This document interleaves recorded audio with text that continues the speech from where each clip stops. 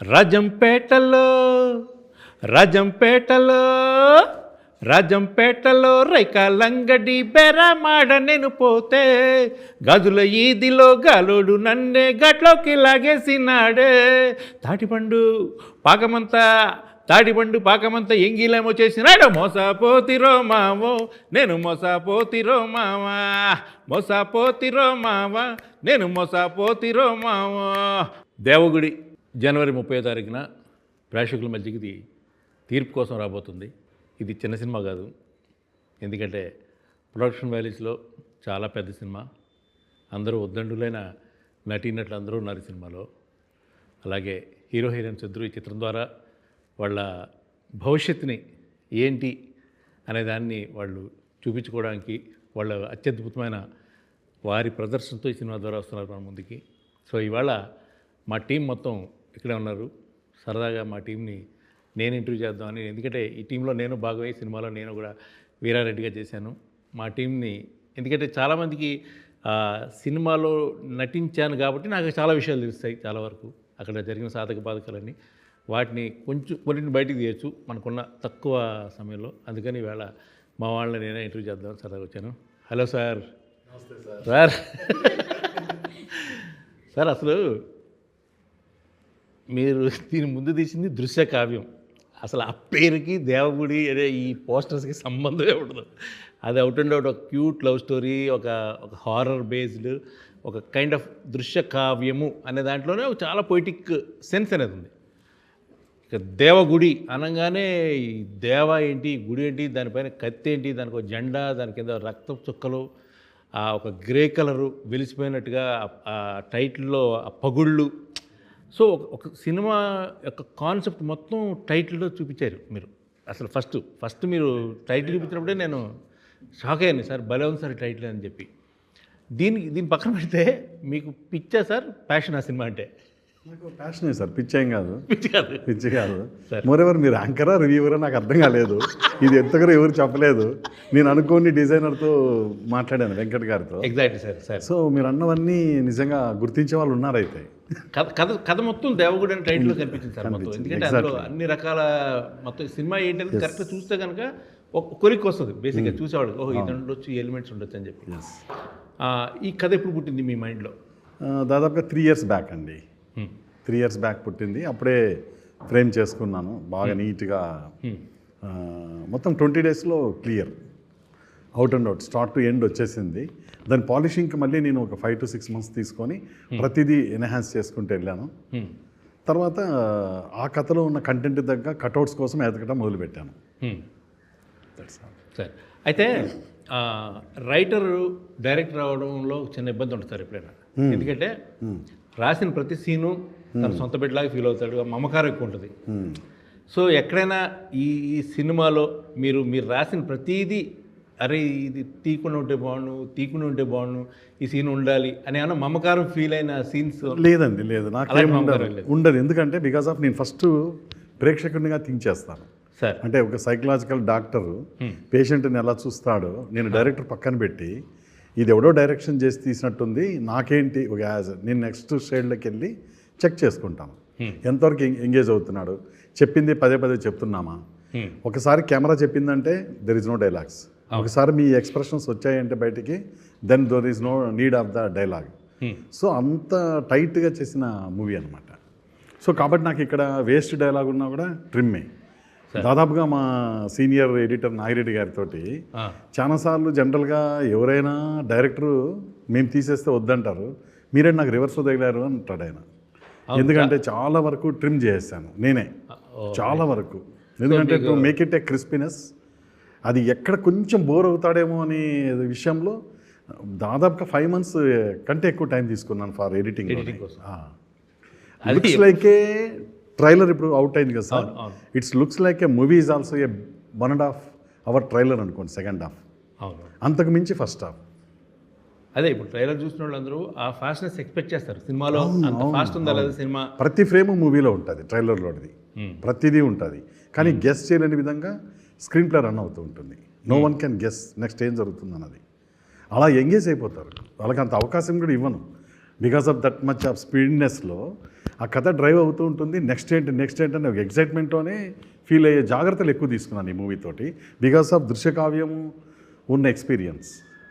Screen play format ఎలా design చేసుకున్నారు మీరు యాక్చువల్గా? అంటే స్ట్రైట్ అవే ఆడియన్స్ చెప్పేద్దామన్నా లేకపోతే ముందుకి నాన్ లీనియర్ చెప్తాం? దాదాపుగా 90% స్ట్రైట్ నేరేషనే. Okay. Just little bit pre climax and climax little bit was the వెనక ముందు నడుస్తుంది. సో ఆడియన్స్ బ్రెయిన్కి ఏం పరీక్ష పెట్టట్లేదు? లేదు, అరటిపండు కానీ వెరీ ఎమోషనల్, అంటే హార్ట్ టచింగ్ ఎలిమెంట్స్ ప్రీ క్లైమాక్స్లో పరాకాష్ట. అక్కడి నుంచి మొదలవుతాయి, బిగినింగ్ నుంచే. లాస్ట్ ఎపిసోడ్ ముఖ్యంగా మీరు చేసింది సార్, నాకు షూట్లోనే ఏడుపు వచ్చింది సార్. అది చేయడం కష్టం యాజ్ ఆర్టిస్ట్గా. మీరు ఎంత కనెక్ట్ అయితే చేయగలుగుతారు అంటే బహుశా అఫ్కోర్స్ ఇది యాజ్ ఏ ఫ్యాక్షన్ లీడర్గా చాలా కష్టమేమో అనుకుంటారు, కానీ మీరు దాన్ని అవలీలుగా చేశారు. కానీ ఆ లాస్ట్ హృదయాలు కదిలిచ్చేస్తాయి. సో మీరు కూడా ఎగ్జైట్ అవుతారు, మీకు కూడా చూపించలేదు. నాకు తెలియదు కదా సార్, నేను చూడలేదు. నేను డబ్బింగ్లో చూస్తే మీకు అర్థమవుతుంది. బహుశా మీరు కూడా ఏడుస్తారేమో తెలియదు. మళ్ళీ అక్కడ 3 కథలు జరుగుతుంటాయి, 3 జరుగుతుంటాయి. ఈ మూడింటిని ఎలా ఈయన లింక్అప్ చేశారనేది నాకు క్వశ్చన్. సినిమా నేను చూడలేదు, అందుకని అడుగుతున్నాను. నేను ముఖ్యంగా ఎక్కువగా టఫ్ ఫీల్ అయింది ఎడిటింగ్లో అక్కడే. అయితే ఆల్రెడీ స్క్రిప్ట్లో లాక్ అయిపోయింది. ఓకే. సో లాక్ అయిపోయిన దాన్ని రకరకాలుగా థింక్ చేశాం, ఇంకా బెటర్ ఏమైనా చేయొచ్చా అని. అది వర్డ్స్లో లాక్ అయింది, ఇక్కడ విజువల్గా లాక్ అయింది విత్ పిక్చరైజేషన్. సో ఇంకా బ్యూటిఫుల్గా ఎన్హాన్స్ అయింది. సో అది టైం మర్చిపోతారండి, మొత్తం మూవీలో టైం. ఎందుకంటే సినిమాకి అది ఇంపార్టెంట్ కదా సార్, ఆ క్లైమాక్స్ వెరీ ఇంపార్టెంట్. కనెక్ట్ అయ్యగలిగితే అసలు ఊహకు మించి వచ్చింది. అవును. ఎందుకంటే నాకు మీరు షూట్లో నేను అబ్జర్వ్ చేసింది ఎవ్రీ డీటెయిలింగ్ మీది, ప్రతిదీ డీటెయిలింగ్ అన్నీ. ఇప్పుడు కొన్ని సీక్వెన్సెస్ మనకు చెప్పకూడదు, ఎవ్రీథింగ్ సాంప్రదాయబద్ధంగా అక్కడ ఏం జరుగుద్ది అనేది అన్నీ క్లియర్గా తీశారు. కొన్ని జాతరలు కానీ, కొన్ని సీన్స్, ఇంపార్టెంట్ సీన్స్ కానీ తీశారు. నేను అనుకున్నాను ఇంత తీస్తున్నారు కదా, దీన్ని ఎలా ఈయన మేనేజ్ చేయగలుగుతారు అనేది. అది అందుకు ఆ డౌట్తో నేను అడిగాను అంతే. ఎందుకంటే మీరు అన్నట్లు పెట్టేయచ్చు, మనకు కావాల్సిన వాళ్ళందరినీ తీసుకొచ్చి జూనియర్ ఆర్టిస్టులు ఒక 500 మందిని. సో అక్కడ గ్రామీణ ప్రాంతంలో జ్యోతుల బ్యాచ్ అనేది దేవగుడి జాతరలో చాలా ముఖ్యమైనటువంటి సాంప్రదాయం. సో ఇవన్నీ పెట్టడం కాదు, లింకప్ ఈజ్ మోర్ ఇంపార్టెంట్. అందులో కథ నడుస్తూ ఉంటుంది. అంటే జాతర ఉంది అని నేను ఆల్రెడీ జరుగుతున్న జాతర మళ్ళీ చెప్పడం ఏంటి ఆ ప్రాంతవాసులకు కానీ, ఈ ఊర్లో ఇలాంటి జాతర ఉందని శ్రీకాకుళం వాళ్ళకి చెప్పాల్సిన అవసరం లేదు. కానీ ఆ జాతర చాటును జరుగుతున్న ఒక భయానకమైనటువంటి planning is very drive and emotion of the lead to the fight which was highlight in the movie of first half. First అంటే కథ ఫామ్ అయిపోయింది, ఓకే ఇది విల్ గో ఫర్ షూట్ అని మీరు అనుకున్నారు. ఫస్ట్ ప్యాడింగ్ థింక్ చేశారా, main heroine think చేశారా first? లేదండి, ఫస్ట్ నేను ఏంటంటే స్టోరీని మైండ్లో పెట్టుకొని ఏ క్యారెక్టర్ ఎవరైతే బెటర్గా ఉంటారు ఎగ్జిస్టింగ్ ఆర్టిస్టులు అనేది ఒకటి. 2 హీరోయిన్ అయితే very beginning in the mind యూనిక్గా ఉండాలి అంటే ఏ ఫ్లేవర్ లేని హీరోనే కావాలి. సపోజ్ నాకు బిజినెస్ ఈజీ అవ్వాలి అంటే నోన్ హీరో అయితే వెరీ ఈజీ అవుతుంది. మహాతే ఇంకొన్ని కోట్లు పెట్టుకుంటే అయిపోతుంది ఈజీగానే. బట్ నేను అనుకున్న తీలేననే అనిపించింది, ఎందుకంటే ఇక్కడ every role will the heroism ఉంటుంది. సో ఆ హీరో వచ్చి నేను ఎక్కువసేపు కనపడనేమో, అదేంటి నాది తక్కువ ఉంది అనే భావన ఉన్నప్పుడు నాకు స్టోరీ డ్యామేజ్ అవుతుంది. సో నేను కథలాగే తీసుకుంటూ వెళ్ళాను. ఈ ప్యాడింగ్ ఆర్టిస్ట్ పెడితే ఏదో వచ్చేస్తారు థియేటర్ కానీ కూడా పెట్టలేదు, అది కూడా పెట్టలేదు. వాళ్ళు యాప్ట్ అవుతారా లేదా ఈ క్యారెక్టర్కి. Moreover almost all are seniors అండి, మీతో సహా రఘుబాబు గారు, రాకెట్ రాఘవ గారు, ఇమాన్యుల్, అన్నపూర్ణమ్మ గారు, అలాగే RXN లక్ష్మణ్ గారు, ఇలా రాజశ్రీ నాయుడు గారు, టగ్గా ఫర్ మీ ఇద్దరికి యాక్టింగ్లో. సో ఇంత ఇదిగా వెళ్ళాం మనం అన్నమాట. సో చాలా బాగా వచ్చింది. అలాగే సురభి ప్రభావతి గారు, వీళ్ళేంటంటే స్టేజ్ ఆర్టిస్టులు అవ్వడం పెద్ద హెల్ప్ అయిందండి. థియేట్రికల్గా ఉన్న ఇది లక్ష్మణ్ గారు కావచ్చు, సురభి ప్రభావతి గారు, వీళ్ళని చాలా అవలీలుగా చేశారు. ఇప్పుడు అభినవన్ కానీ అనున్ కానీ మీరు సెలెక్ట్ చేసుకున్నారు, వీళ్ళకి వర్క్షాప్ కండక్ట్ చేశారు. ప్రిపేర్డ్గా మొత్తం విత్ స్లాంగ్తో సహా వీళ్ళని రెడీ చేసి పెట్టారండి. సో మీరు ఎక్స్పెక్ట్ చేసిన అవుట్పుట్కి వీళ్ళు ఎంతవరకు రీచ్ అవ్వగలిగారు? More than expectation. ఎందుకంటే ఆ వర్క్షాప్ తర్వాత మళ్ళీ రేపు సపోజ్ మీ ఎపిసోడ్ ఉందంటే వాళ్ళు ఐడియల్ కదా, ద ఎంటైర్ డే ఆ నెక్స్ట్ వచ్చే షెడ్యూల్ అంతా వీళ్ళకి వెళ్ళిపోయేది, విత్ పిక్స్తో వెళ్ళిపోయేది, వాళ్ళ ఫొటోస్తో సహా ఏ కాస్ట్యూమ్లో ఉంటారనేది. సో వాళ్ళు ప్రిపేర్ అయ్యి నాకు వాట్సాప్ పెట్టమన్నా నేను, అసలు వీళ్ళు పని చేస్తానరా హ్యాపీ పడుకొని నిద్రపోతానరా అని. సో వాళ్ళు యాక్ట్ చేసి నాకు పెట్టాలన్నమాట. ద బెస్ట్ మీరే డిసైడ్ అవ్వండి. 3 నరసింహ అండ్ ధర్మ అండ్ ఆల్సో శ్వేత, ఈ 3 చేయాలి, నాకు పంపాలి. వీళ్ళిద్దరిలో ఎవరు బెస్ట్ అనిపించారు సార్ మీకు? నాకు అభినవ్ యాక్టింగ్లో బెస్ట్ అనిపించాడు, ఎందుకంటే ప్రాణం పెడతాడు. సార్ అమ్మాయి కూడా అన్నీ చేసింది, కొన్నిట్లో కనెక్ట్ అవ్వదు, డ్యాన్సులు అవి పెద్ద కనెక్ట్ అవ్వదు. మంచి డాన్సర్ కదా సార్ తను. డాన్సర్ ఎవరు ఎందుకో కనెక్ట్ అవ్వలే, అయ్యో పాప అదేంటి తను కానీ హీరోని డామినేట్ చేసింది మూవీ. డబ్బా తగిలించుకుంది సినిమా. అదే, అప్పుడు మళ్ళీ అంటే ఇదంతా హీరోని ఒక ఎత్తు, డామినేట్ చేసే last ఒక ఎత్తు. సీన్స్ మూవీలో ఒక 2-3 ప్లేసెస్ ఉంటాయి. అంతా చాలా మేమే షాక్ అయిపోతారు, ఈవెన్ ఆడియన్ ఎవ్రీబడి. అందుకనే అంటున్నాను, ఇందులో ఎవరు ఎక్కడ ఏ క్యారెక్టర్ను ఓపెన్ చేసినా దీని డ్రైవ్ ద అప్లిఫ్ట్ అవుతూ ఉంటుంది ఎవ్రీ టైం, ఆల్మోస్ట్ నాట్ 2 minutesలోనే అప్లిఫ్ట్ అయిపోతూ ఉంటుంది. ఎందుకంటే నేను హెవీ బ్యాంక్ తీసుకున్నాను. మీరు చాలాసార్లు అన్నారు సార్ ఏంటి క్లైమాక్స్ ఫైట్ని ముందర పెడుతున్నారా అని. మీరు చాలాసార్లు నాతో డిబేట్ చేశారు. So, అది నాకు ఛాలెంజింగే, ఎందుకంటే అంత హెవీ ఎపిసోడ్ ఇచ్చినాక నా యొక్క అంటే సైకలాజికల్గా నేను ఆడియన్కి దొరికిపోతాను. ఓ డైరెక్టర్ ఇలా చూపాడు, నెక్స్ట్ ఏంటి అని ఎక్స్పెక్టేషన్ పెరిగిపోతుంది. దాని మించి ఎక్స్పెక్ట్ చేస్తారు. చేస్తారు నేను ఛాలెంజ్గా తీసుకొని చూపించాను. అది 30th డిసైడ్ అయిపోతుంది మార్నింగ్ షో తోటి. అండ్ డిఓపి లక్ష్మీకాంత్ గారి వరకు చెప్పండి సార్. ఆయన నాకు ఆప్త మిత్రులు, నాకు ఫ్రెండ్, లాస్ట్ 10 years నుంచి. ఆయన కూడా ఇలాగ మా మిత్రులు కూర్చోన్నారు కదా కెమెరామ్యాన్స్, అలా కెమెరాలు పెట్టుకొని తిరిగేవాడు. ఎన్నో ఆయన ఫాదర్ కానీ ఇంట్లో వైఫ్ కానీ వాళ్ళ మదర్ అందరూ కూడా ఇదే ఫీల్డ్. సో అలాగా ఆ స్థాయి నుంచి వర్క్ను బాగా నేర్చుకుంటూ ఎడిటింగ్, పోస్టర్ డిజైన్, దృశ్యకావ్యంలో నాకు చాలా హెల్ప్ అయ్యారు యాజ్ ఎ ఫ్రెండ్గా. ఆ టైటిల్ దృశ్యకావ్యం కూడా రాసింది లక్ష్మీకాంతే. సో దాన్ని ప్రోమోస్ కట్ చేసింది ఆయనే. ట్రైలర్ మేము ఇద్దరం కూర్చొని దృశ్యకావ్యం కట్ చేసాం. సో అలాగా ఫ్రెండు. నేను దృశ్యకావ్యంలో ఉన్న కెమెరామ్యాన్కి ఇంకో మూవీ ఇస్తానని చెప్పాను. సో అందులో భాగంగా దేవుడికి ఆయనే సెలెక్ట్ చేశాను. అన్ఫార్చునేట్లీ ఆయనంతకు ఆయన వెళ్ళిపోయారు. సో నెక్స్ట్ తర్వాత ఈయన రిజర్వ్డ్ నాకు నెక్స్ట్ 1 more మూవీకి. సో ఇది ఆ విధంగా ఆయనకు అదృష్టం వరించింది. No other thought, second thought లేకుండా కాల్ చేశాను, వచ్చేసారు. అంతకుముందు ఏం పెద్ద సినిమాలు ఏం తెలియదు కానీ బట్ ఆయన ఇంట్రెస్ట్, ఆయనకున్న నాలెడ్జి నాకు తెలుసు. సో డైర్గా చేశాను. అంత పెద్ద సెటప్ని ఎలా మేనేజ్ చేయగలను అంటున్నారు మీరు? అంటే ఆయన మీకు కావాల్సిన అన్నీ ఇచ్చేశారు, కానీ అంత హ్యూజ్ సెటప్ కదా. మనం చూసేవాళ్ళం పొద్దున్న లేచేటప్పటికి లొకేషన్లో ఒక 500 మంది 600 మంది జనం ఉండారు. ఊరోళ్ళందరూ వచ్చేసేవారు. మొత్తం ట్రాఫిక్, పోలీసులు, మన రియల్ లొకేషన్స్లో షూట్ చేయడం వల్ల మొత్తం ఆల్మోస్ట్ ఇప్పుడు మెయిన్ రోడ్ నాకు ప్రతిసారి ఆ కాన్వాయ్ వెళుతుంటే మెయిన్ రోడ్లో రాజచోటి మెయిన్ రోడ్లో కానీ తర్వాత మనం చేసిన గుడి ఆ గుడి చాలా బిజియెస్ట్ టెంపుల్ ఆ టెంపుల్లో షూట్ చేయడం కానీ దాన్ని మీరు ఎలా అంటే లైక్ ఇప్పుడు ఫేస్ చేయడం అనేది ఒకటి ఉంటుంది ప్రతి దాన్ని. ఆ ఫేసింగ్ ప్రాబ్లం ఏంటి మీకు అసలు బేసిక్గా? నాకు సరదా ఎలా అంటే సార్, కథ ఆల్మోస్ట్ నాకు ఒక 50-60 times నరేట్ చేస్తున్నారు. ఈ ఏదైతే కాంప్లికేషన్ ఉందో అది అసలు నాకు కాంప్లికేషన్ లాగే అనిపించలేదు ఎప్పుడు. నేను ఓన్లీ ఆ ఫ్రేమ్, నా బ్లాక్ అంతే. నాకు నా బ్రెయిన్లోకి ఏ ప్రెషర్ రాకుండా మొత్తం మన ప్రవీణ్ చూసేసుకుంటారు. ఈ ప్రెషర్ ఏం లేకుండా we are just focusing on the frames అంతే. మన కథ ముందుకు వెళ్తుంది. ఈరోజు ఈ షార్ట్స్ చేయాలనుకున్నాం, అది మేము ఎప్పుడో స్క్రిప్ట్ ఎప్పుడైతే రాస్తున్నారో అప్పుడే ఈ స్ట్రగుల్ అయిపోయింది మాది. స్క్రిప్ట్ టైంలోనే మొత్తం అనుకొని షార్ట్ డివిజన్స్ అప్పుడంతా ఈ స్ట్రగుల్ ఏదైతే ఇక్కడ ప్రెషర్ ఫీల్ అవుతామో అది మేము షార్ట్ డివిజన్లో అయిపోయింది ఆ ఫైట్. సో దానివల్ల మాకు మేకింగ్ ప్రాసెస్లో అసలు ఏ స్ట్రెయిన్ అనిపించలేదు. అందుకే మీరు అబ్జర్వ్ చేస్తుంటే మనం ఆడుతూ చేసుకుంటే అదే చాలా కూల్గా ఉండేవారు. సెటప్ రావడం ఎంత కూల్ అంటే సార్ మీరు ఒక ఎపిసోడ్ ఉంటుందండి సినిమాలో, సుమో బ్లాస్ట్ అయ్యి ముందుకు వస్తుంది, ఇంకో సుమో ఫాస్ట్గా వెళ్ళిపోద్ది, స్కార్పియో ముందుకు వెళ్ళిపోద్ది.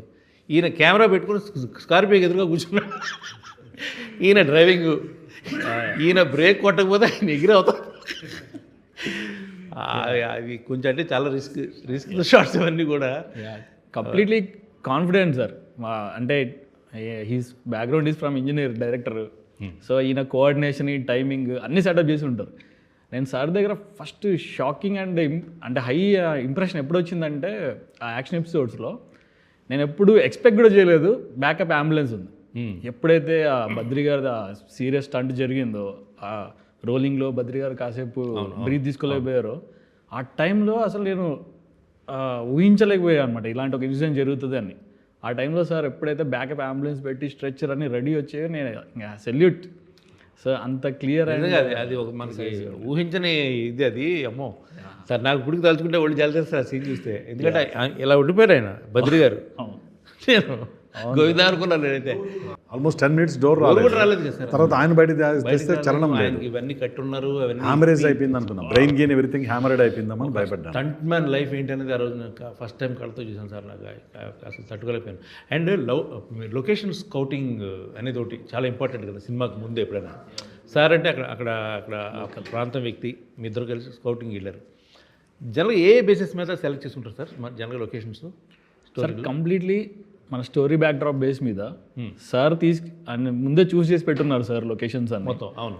ఆ లొకేషన్స్కి యాక్చువల్ మనం బైక్స్లో కూడా వెళ్ళలేం, ఆయన డిఫెండర్లో వెళ్ళేవాళ్ళం మేము. మాకు కొన్ని స్పాట్స్కి అయితే మేము అవి స్కౌట్ చేసిన తర్వాత సపరేట్గా ఒక కంప్లీట్ ప్రవీణ్ ఒక సెటప్ చేసి ఉన్నారు. ఒక క్రెయిన్ వచ్చి ప్రొక్లేయర్ మొత్తం రోడ్స్ వైడ్ చేసి కార్స్ వెళ్ళడానికి స్పేస్ చేసేది అనమాట. సో అలాంటి లొకేషన్స్ ఎవ్వరు ఎప్పుడు చూడని లొకేషన్స్ ఉంటాయి. And cult Rayalaseema faction backdrop, అక్కడ ఉన్న రాక్ కల్చర్డ్ హౌసెస్, అవన్నీ మనం ఈ సినిమాలో చూస్తాం. ద బ్యూటిఫైయింగ్ థింగ్ ఏంటంటే ఇందులో మనకు వచ్చే ఎపిసోడ్ ఏది మన లోగోలో చూస్తున్న కత్తి విత్ క్లాత్ ఎపిసోడ్ ఒకటి ఉంటుంది. ఆ టైమింగ్ ఉంటుంది అసలు హై. ఇంకా అదొకటి. అండ్ తర్వాత మీరు అన్నారు కదా లోగో సార్, లోగోలో మనకు ఫైర్ ఉంటుంది. ఆ ఫైర్ బ్యాక్ డ్రాప్ ఏదైతే లీడ్ ఇచ్చే ఒక సీన్ ఉంటుందో అది హైలైట్. అండ్ ఈ రాక్ కల్చర్ నా బ్రెయిన్లో ఎలా ఉందంటే కంప్లీట్ రాయలసీమ కల్ట్ సినిమా ఎలా ఉంటుందో మన లోగో అలా ఉంది. సో అలాంటి ఫోర్కాస్ట్తోనే ఆయన లోగో డిజైన్ చేయించారు. అది నేను చాలా ఇంప్రెస్ అయ్యా. అండ్ నేను వెరీ హ్యాపీగా ఫీల్ అయింది ఏంటంటే షార్ట్ డిజైన్ టైంలో నేను ఇంకా ద బెస్ట్ ఇచ్చాను అని నేను ఫీల్ అయిపోయినప్పుడు ఈయన ఇంకొక ఐడియా వచ్చేదన్నమాట. అక్కడ నుంచి మళ్ళీ మనం బేస్ నుంచి మళ్ళీ రీస్టార్ట్ చేసేవాళ్ళం వర్క్. సో అలా చేస్తున్నప్పుడు ఏమైపోయేదంటే సార్ చాలా క్వాలిటీ ఎన్హాన్స్ అయ్యి మనకు జాబ్ సాటిస్ఫాక్షన్ వచ్చేదన్నమాట. సేమ్ ఎగ్జిక్యూషన్ టైంలో కూడా ఇదంతా హెల్ప్ అయిపోయినాయి. ఒక కంప్లీట్లీ సినిమా అవుట్పుట్ వచ్చి చూసేసరికి ఒక జాబ్ సాటిస్ఫాక్షన్ ఉంటుంది. అయితే డిఓపిగా ఈ సినిమాలో లొకేషన్స్కి అవుట్ ఆఫ్ 100 ఎన్ని మార్క్స్ ఇస్తారు మీరు? 100కి 110 ఇచ్చేస్తా. 100కి 100. యా. సో మెయిన్ అంతే కదా సార్. ఇప్పుడు సినిమా బాగుండాలంటే ముందు వాడు ఆ ప్లేస్తో కనెక్ట్ అవ్వాలి, ఆడియన్ అనేవాళ్ళు ఎప్పుడైనా కానీ కనెక్ట్ అయ్యేవాళ్ళు, తర్వాత క్యారెక్టర్స్తో కనెక్ట్ అవుతాడు ఫస్ట్. ఎప్పుడన్నా కానీ సినిమా చూసినప్పుడు ఈ రెండు చాలా ఇంపార్టెంట్ సార్. ఒకటి కెమెరా చెప్తుంటుంది, ఇంకోటి ఆర్టిస్ట్ చెప్తూ ఉంటాడు. అవును. ఒకటేమో దృశ్యం, అవునండి, ఇంకోటేమో శ్రవణం. ఎగ్జాక్ట్లీ అంతే. అవును. దృశ్యము శబ్దం రెండు అంతే కదా సార్. అదే దృశ్యం సామెత కూడా ఉంది, దాని మీద ప్రోవర్బ్ కూడా ఉంది. దృశ్యాన్ని శబ్దం డామినేట్ చేస్తేనే ఒకటి ఉంటుంది, మళ్ళీ తర్వాత ఏది బ్యాక్గ్రౌండ్ స్కోరు, ఇది డాల్బీ, ఈ సెటప్ అంతా. ఇవి చాలా ఇంపార్టెంట్, చాలా ఇంపార్టెంట్ ఇవన్నీ దేనికి అదే. మిక్సింగ్ కానివ్వండి, అంతే కదా సార్. ఇరిటేట్ అవ్వద్దు ఎక్కడ. ఎగ్జాక్ట్లీ. సో బ్యాక్గ్రౌండ్లో ఉన్న కథ చెప్పాలి కానీ మ్యూజిక్ ఎప్పుడైనా సరే ఫోర్గ్రౌండ్లో దాన్ని డామినేట్ చేయకూడదు. అదో ఇట్స్ క్యారెక్టర్ అంతే. మ్యూజిక్ అనేది పాత్ర సినిమాలో. ఆ క్యారెక్టర్స్ ఎలా ఉన్నాయి అంతే, వాళ్ళని ఎన్హాన్స్ చేయడానికి ఏం కావాలో అది ఇవ్వాలి. కానీ ఎగ్జాక్ట్లీ అండ్ దట్ ఈస్ నేనే కనపడాలని ముందుకు వస్తే డెఫినెట్గా స్పాయిల్ అవుతుంది సార్. అందుకే దాన్ని బ్యాక్గ్రౌండ్ స్కోర్ అన్నారు, not in the foreground score. Front ground score only background. అవి ఏంటవి 30వ తారీఖు ఒక పరీక్షను ఎదుర్కోబోతున్నావు, మానసిక పరిస్థితి ఎలా ఉంది చెప్పు నాకు సరదాగా. మొదటి సినిమా హీరోగా తెలుగు తెర మీదకు రాబోతున్నావు అంటే నువ్వు ఒక ఎగ్జామ్కి అయిపోయింది, రిజల్ట్స్ కోసం వస్తున్నప్పుడు. సో నేను నీ మానసిక పరిస్థితి ఎలా ఉంది ప్రజెంట్ రాబోయే 48 గంటల్లో ఫోర్కాస్ట్ ఏంటి? ఏమో సార్, నేచర్ సపోర్ట్ ఉంది. సో మొన్న మా అమ్మ నాన్న బ్లెస్సింగ్స్ కూడా వచ్చాయి, వాళ్ళు చాలా బ్లెస్ చేశారు. దేవుడు, నేచరు ఇవన్నీ మన సైడ్ ఉన్నాయి. సో డెఫినెట్లీ హిట్ కొట్టబోతున్నాం అన్నది అయితే స్ట్రాంగ్ ఫీలింగ్ ఉంది. దాంతోపాటు సార్ ఇంత పని చేస్తూ, ఇంత వర్క్ చేస్తూ, మమ్మల్ని ఫోర్గ్రౌండ్లో పెట్టి బ్యాక్గ్రౌండ్లో ఇంత థియేటర్లన్నీ హ్యాండిల్ చేస్తూ, నాలాంటి కొత్త యాక్టర్లకు ఛాన్స్ ఇచ్చి, నేను ఎవరో తెలియదు, సో నాకు ఈ ఆపర్చునిటీ ఇచ్చి పోస్టర్లో పెట్టి థియేటర్లో ఇప్పుడు తీసుకెళ్ళడం అనేది, సో సార్కు ఉండే మంచి ధర్మం వైపు ఉండే ఏదైతే నేచర్ ఉందో, మన టీం వాళ్ళందరూ కూడా అలానే పనిచేసి, మీరు కూడా ఇప్పుడు వచ్చి నేను ఎవరో తెలియదు కొత్త యాక్టర్ని, మీరు వచ్చి నన్ను ఇంటర్వ్యూ చేస్తున్నారు, మన టీంని ఇంటర్వ్యూ చేస్తున్నారు. Really thank you sir.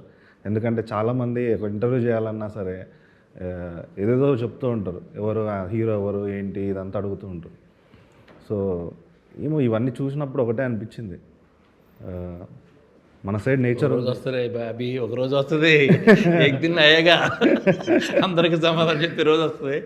ఇవన్నీ వెరీ కామన్ అవి. ఇవన్నీ చాలామంది పెద్ద పెద్ద సార్ పెద్ద పెద్ద సూపర్ స్టార్స్ కూడా అమితాబ్ బచ్చన్ గారిని నీ వాయిస్ డబ్బింగ్ పనికిరాదు పోతలు పడ్డారంట తెలుసా? అమితాబ్ బచ్చన్ గారిని నీ వాయిస్ డబ్బింగ్ పనికిరాదు పక్కన పెట్టారు. జగపతి బాబు గారికి వెరీ బిగినింగ్ సార్, వేరే బాలు గారు, రతన్ కుమార్ గారు, నేను కూడా సినిమాలో డబ్బింగ్ చెప్పాను. సో గాయం దగ్గర నుంచి ఆర్జీవి గారు లేదు లేదు నీ వాయిస్ బ్యాడ్ వాయిస్ అంటే ఎవరు చెప్పాడో చెప్పి దగ్గర నుంచి చెప్పించారు. అప్పటి నుంచి జగపతి బాబు గారికి ప్లస్ పాయింట్ ఏంటంటే వాయిస్ మెయిన్. ఫస్ట్ కొంత తిప్పారంటే దమ్మంటుంది అది. సార్ ఎప్పుడైనా యాక్టర్కు అదే చెప్పాను అనుకు సార్ కొంతమంది అలా అంటున్నారు కదా, నా కోసం మీరు ఏమైనా కాంప్రమైజ్ అయ్యి చేస్తున్నారంటే లేదు, నీకు బిగినింగ్ తీసుకునేటప్పుడే నీ వాయిస్ నాకు మైండ్లో ఉంది. ఎప్పుడైతే బాడీ లాంగ్వేజ్ ఎవరు చెప్తే వాళ్ళకే పర్ఫెక్షన్ ఉంటుంది సార్, ఆ ఫీల్ వస్తుంది. కరెక్ట్ అండి. ఎవరిదో బాడీకి వెళ్ళి ఎవరిదో వాయిస్ ఇవ్వడం వల్ల అంత ఫీల్ అయి చెప్తే అందులో రొటీన్ వాయిసెస్ ఉంటాయి. మన సీనియర్ తీసుకొస్తే పక్కన సీరియల్ అదే వాయిస్ ఉంటుంది. సీరియల్లో వెబ్ సిరీస్ లో people will connect in the movies. So ఎప్పుడైనా ఆర్టిస్ట్ డబ్బింగ్ చెప్పడమే వాళ్ళకి asset. Correct. More ever audience feel అవుతారు. సో నేను కండిషన్ పెట్టుకున్నాను సార్, అభినవ్ అయినా ఈయనైనా నరసింహ అయినా వాళ్ళ వాయిస్ చెప్పాలి. ఇది పనికొస్తుందా లేదని సెలక్షన్లో కూడా ఒక యాంగిల్లో థింక్ చేశాను. కానీ మ్యాక్సిమము ఈయన చాలా ఇబ్బంది పడ్డాడు అనుభవం లేక. సో జితేంద్ర గారని సౌండ్ ఇంజనీరు చాలా నీట్గా ఎక్స్ప్లెయిన్ చేసి నంబర్ ఆఫ్ టేక్స్ తీసుకొని మోల్డ్ చేశాడు. అలాగే ప్లస్ ఈ అమ్మాయిది అయితే చాలాసార్లు చాలామంది తీసేస్తే బెటర్ ఏమో, లేయట్లేదు అని చాలా అన్నారు. ఈవెన్ టెక్నీషియన్స్ కూడా లేదు లేదు ఆమె లేవడానికి ఎంతైనా ఇంట్రెస్ట్ ఉంది చేయటానికి. సో వాయిస్ పర్ఫెక్షన్ వస్తుంది, వన్ డేలో no one can learn anything అని నేను స్ట్రాంగ్గా కూర్చున్నాను. అదరగొట్టింది సార్, దాంట్లో తిరుగులేదు. నేను ఫస్ట్ షూటింగ్ అప్పుడు అన్నాను సార్తో, సార్ ఇక్కడ నేను చిన్న చిన్న మిస్టేక్లు చేసిన డైలాగ్లో పక్కన ఉంటారు కాబట్టి మీరు ఏం చెప్తే చెప్పేస్తా. అది అప్పు చెప్పేది మాస్టర్ చెప్పింది ఇక్కడ అప్పు చెప్తాను కదా, అలాగే అప్పు చెప్పాను. అంత ఈజీగా అయిపోయింది, అంటే కేక్ వాక్ అయిపోయింది. అంటే ఆయనకు అది తెలిసి ఉండడం వల్ల, ఆయన ప్రాంత వ్యక్తి అవ్వడం వల్ల, బేసిక్గా మనందరికీ తెలియని ఒక ఆర్టిస్ట్ ఆయనలో ఉండడం వల్ల, అది కూడా ఒక యాక్టర్ ఉన్నారు ఆయనలో. నా డౌట్ ఖచ్చితంగా ఆయన సినిమా ఇండస్ట్రీ ఫస్ట్ యాక్టర్ అవుదని వచ్చి ఉంటారు.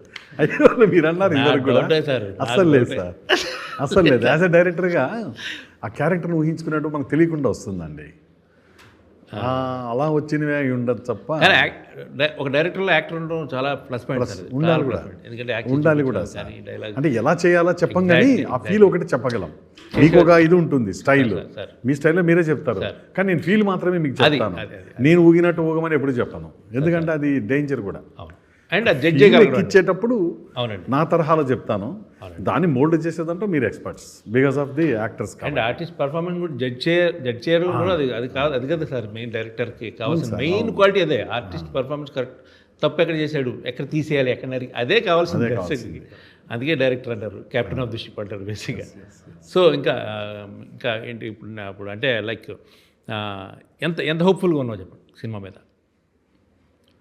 సినిమా చేసేటప్పటి నుంచి, ఒక ఛాన్స్ వచ్చినప్పటి నుంచి ఇప్పటి వరకు కూడా సార్, అంటే ఇదే లైఫ్ అండ్ డెత్ అన్నట్టు చేస్తున్నాం. ఎందుకంటే మీరు యాక్టరే, మీరు చూస్తున్నారు అంటే ఇండస్ట్రీలో మ్యూజిక్ దగ్గర నుంచి యాంకరింగ్ చేస్తూ ఇందాక చెప్పారు, మీరు ఎంతోమందిని చూసారు కదా, కొత్త వాళ్ళు ఎంతోమంది వస్తున్నారు, చేస్తున్నారు, వెళ్తున్నారు. కానీ ఇలాంటి బలమైన స్టోరీ, బలమైన ప్రొడక్షన్ హౌస్ నాలాంటి కొత్త వాళ్ళకి వచ్చినప్పుడు అంటే ద బెస్ట్ ఇద్దామనే చేశాను. సెట్లో ప్రతి షాట్, ప్రతి ఫ్రేమ్ ఇప్పుడు థియేటర్ నుంచి బయటికి వెళ్తే వాళ్ళ గుండెలకి హత్తుకోవాలనే చేస్తున్నాను. సో ఆ కాన్ఫిడెన్స్ నుంచి ఇప్పటికీ ఉంది సార్. సో అది థియేటర్లో ఎక్స్పీరియన్స్ చేస్తారని నా ఫీలింగ్, గట్టి ఫీలింగ్. ట్రైలర్లో మాత్రం నేను ఖచ్చితంగా ఒక ఆడియన్గా చెప్పగలను, అన్ని ఎక్కడ నీకు సంబంధించిన ఏ షాట్లో కూడా ఎక్కడ కొత్త బై చేసినట్టు లేదు సార్.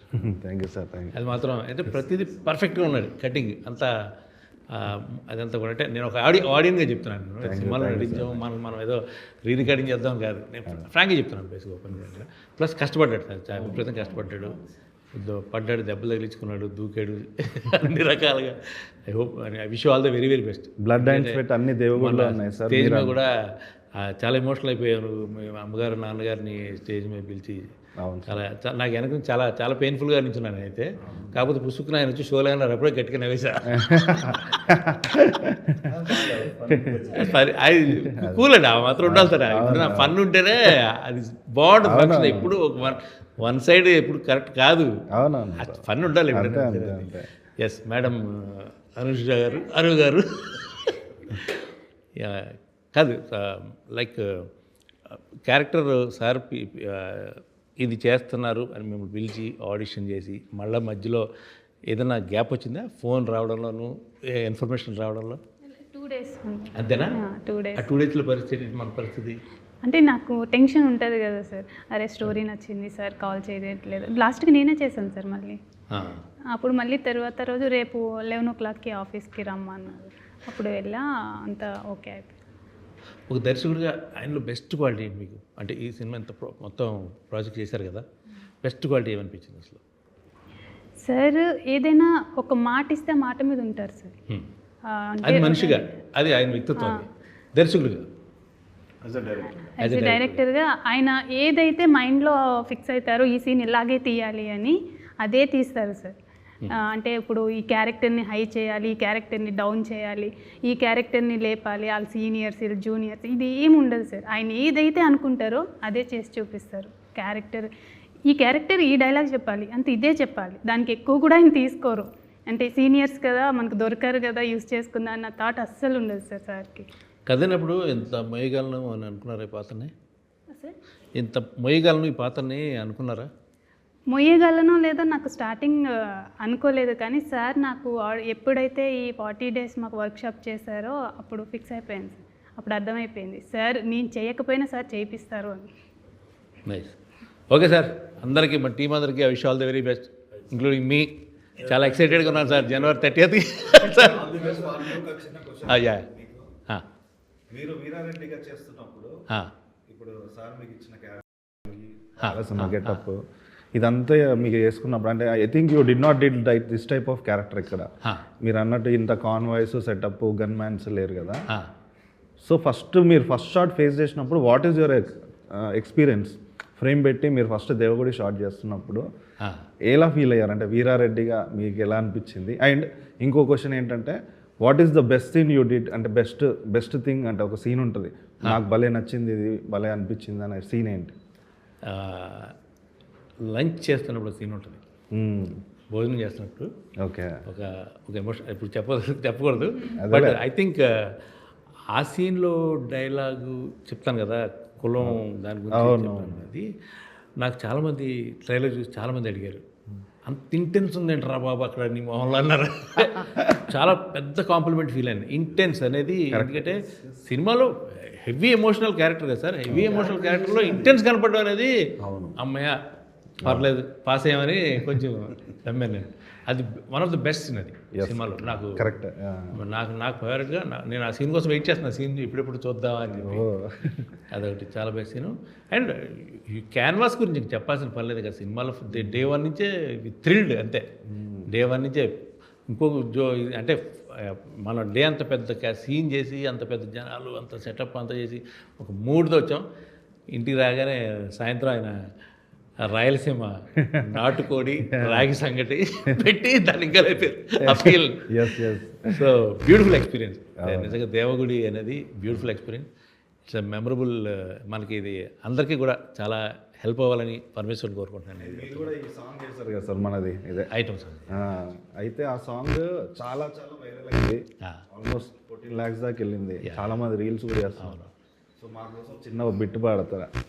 రాజంపేటలో రైకాలంగడి బెరమాడ నేను పోతే, గదుల ఈదిలో గాలోడు నన్నే గట్లోకి లాగేసినాడే, తాటిపండు పాకమంతా ఎంగిలేమో చేసినాడు, మోసపోతిరో మావో నేను మోసపోతిరో మావా, నేను మోసపోతిరో మావో. Thank you. సో ఇవాళ మా టీంతో ఇది పర్సనల్గా నాకు తెలిసిన విషయాలని మా టీం నుంచి మీకు తెలియజెప్పడానికి చిన్న చేసిన ప్రయత్నం ఇది. January 30th థియేటర్స్కి వెళ్ళి దేవగుడి సినిమా చూసి మా టీం ఎఫర్ట్స్ని మా కష్టాన్ని మీరు గుర్తించి మమ్మల్ని ఆశీర్వదిస్తారని మీకు చేతులెత్తి నమస్కరిస్తున్నాం. Thank you.